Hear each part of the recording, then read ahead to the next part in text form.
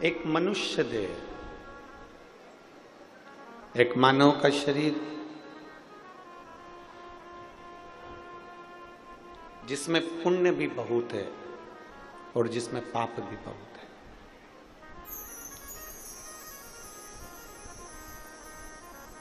अब पसंद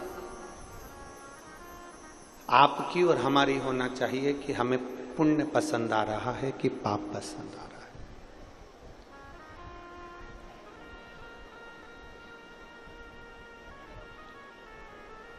हम कितना पुण्य कर रहे हैं और हम कितना पाप कर रहे हैं। जितने भी संसार के लोग हैं ना, ये अपने पुण्य को तो गिनते हैं कि मैंने गौ माता को रोटी दी, गाय को रोटी दी, मैंने पुण्य किया। बोलो सही बात है कि गलत है? मैंने भूखे को भोजन कराया, मैंने पुण्य किया। दुनिया के लोग अपने अपने पुण्य को गिनने में लगे हुए हैं कि हमने गौ माता को रोटी दी, पुण्य कमा लिया। हमने कथा सुन ली, पुण्य कमा लिया। हमने शंकर जी के मंदिर में जाकर एक लोटा जल समर्पित कर दिया, पुण्य कमा लिया। ये जितना संसार का मनुष्य है, संसार में रहने वाला प्रत्येक मनुष्य अपने पुण्य को देखता कि हमने ये पुण्य कमाया। परशु महापुराण की कथा कहती है कभी कभी पुण्य के साथ में पाप का भी एक प्रारंभ हो जाता है। कभी कभी पुण्य के साथ में हम पाप भी कर बैठते। सबसे पहली रोटी किसकी बनती है? जम के बोलो जरा। सबको मालूम है, जितने यहां बैठे हो परतवाड़ा में और जितने आस्था चैनल पर सुन रहे हैं, जितने फेसबुक यूट्यूब पर सुन रहे हैं, जितने मोबाइल पर सुन रहे हैं, वो भी जानते हैं कि सबसे पहली रोटी गौ माता की बनती है।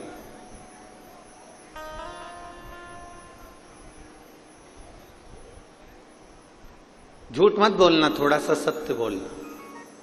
सबसे पहली रोटी गौ माता की बनती है, पर सबसे आखिरी में गौ माता के मुंह में जाती है।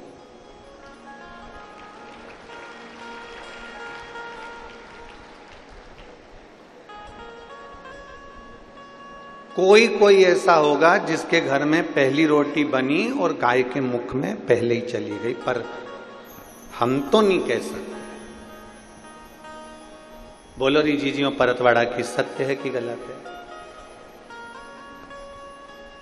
और मेरा विश्वास कहता है एक भी जीजी मेरी झूठ बोलने वाली नहीं है, वो सत्य ही बोलेगी कि पहली रोटी गाय की बनती है, पर महाराज जी वो रोटी सबसे पहले गाय के मुख में नहीं जाती है, डब्बे पर रखी रहती है। फिर धीरे धीरे घर का पूरा फैलारा उड़ जाता है, सब खाना खाकर चले जाते हैं, भोजन करके चले जाते हैं। तब दोपहर में या शाम के 3-4 बजे जब गाय आती है, तब वो रोटी उसके मुख में जाती है।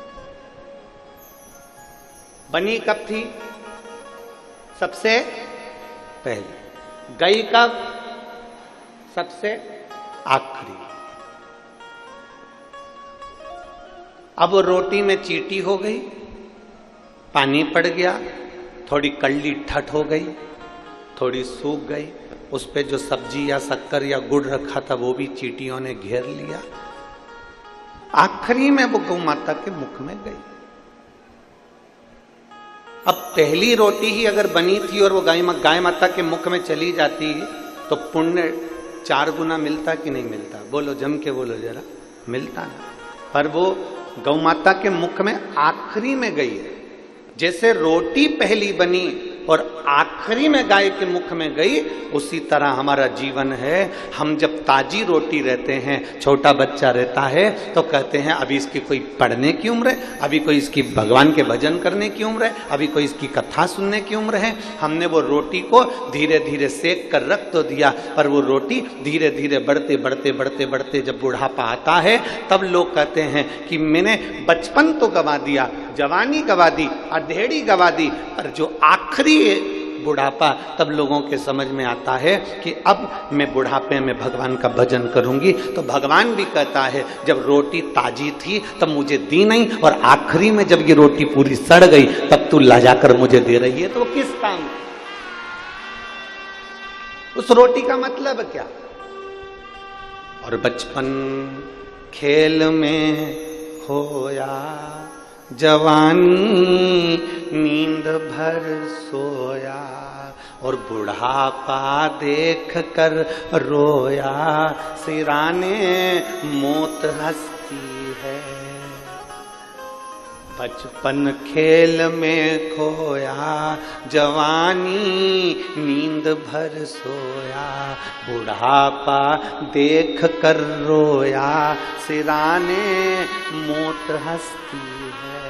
अंत समय में जब बुढ़ापा आया तो मृत्यु भी तुम्हारे ऊपर हंस रही है कि बचपन गवा दिया, जवानी गवा दी, अधेड़ी गवा दी। रोटी ताजी थी, भगवान को नहीं दी। रोटी ताजी थी, परमात्मा को नहीं दी। शरीर अच्छा था, जब भगवान को नहीं दिया। और जब रोटी पूरी गल गई, शरीर पूरा बेकार हो गया, आंख से दिखाई नहीं दे, कान से सुनाई दे नहीं दे, मुंडा में सारा सोफा सेट निकल गया।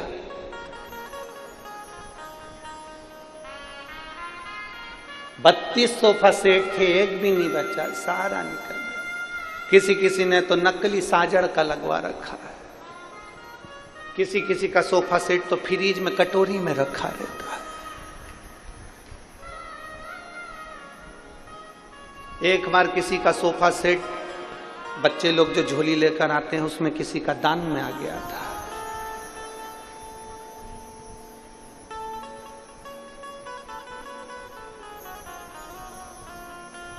जब घर जाकर वो खोला गया पोट, एक डब्बी, तब उसमें जो सोफा सेट निकला तो राघव बोले, कहने लगे पापा देखो तो सही, पहली बार किसी ने कुछ नया गिफ्ट दिया है।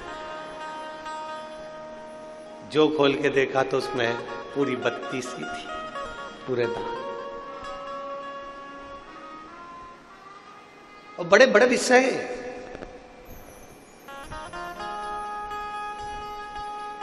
चाबी की याद आती है ताला खोलते समय।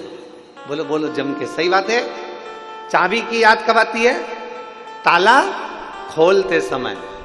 चश्मे की याद आती है अखबार किताब पढ़ते समय। दांत की याद आती है खाते समय, और भगवान की याद आती है मरते समय।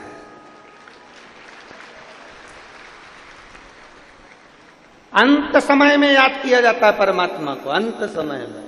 तो भी मेरा परमात्मा तुम्हें निभा लेता, तो भी कहता कोई बात नहीं।